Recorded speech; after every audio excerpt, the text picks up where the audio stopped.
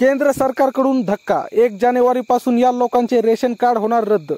अनेकदा 2 वेळचे जेवणही मिळत नाही अशा लोकांसाठीच केंद्र सरकारने रेशन कार्डाची सुविधा आणली आहे।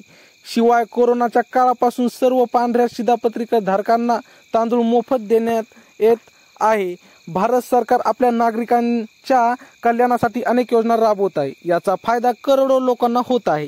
गरीब आणि मध्यमवर्गीयांना डोळ्यासमोर ठेवून सरकारने अनेक योजना आणल्या आहेत, ज्याचा आजही अनेक भारतीय लाभ घेत आहेत।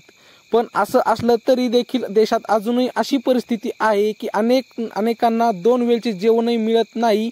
अशा लोकांसाठीच केंद्र सरकारने रेशन कार्डाची सुविधा आणली आहे। शिवाय कोरोनाच्या काळापासून सर्व पांढऱ्या शिधापत्रिका धारकांना तांदूळ मोफत देण्यात येत आहेत। देशभरातील जवळपास 80 कोटी लोकांना मोफत रेशनचा फायदा होत आहे। त्याचबरोबर या योजनेचा गैरफायदा घेणारे अनेक लोक आहेत। पात्रता नसतानाही त्यांना रेशन मिळत आहे। या पार्श्वभूमीवर सरकारने अशा लोकांवर कठोर कारवाई करण्याचा निर्णय घेतला आहे। पात्रतेशिवाय रेशन घेणाऱ्यांची शिधापत्रिका रद्द करण्याचा निर्णय सरकारकडून घेण्यात आला आहे। बनावट शिधापत्रिका वापरून पात्रतेशिवाय मोफत रेशन मिळवण्यावर कारवाई करण्याची सरकारने 1 जानेवारीपासून मुदत निश्चित केली आहे।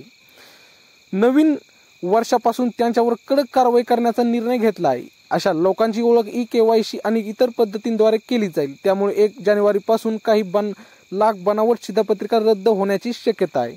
मित्रांनो, तुमचं यावर काय मत आहे कमेंटमध्ये नक्की सांगा आणि आमच्या असेच नवीन व्हिडिओ पाहण्यासाठी चॅनलला मात्र सबस्क्राईब करा। पुढच्या व्हिडिओमध्ये तोपर्यंत धन्यवाद।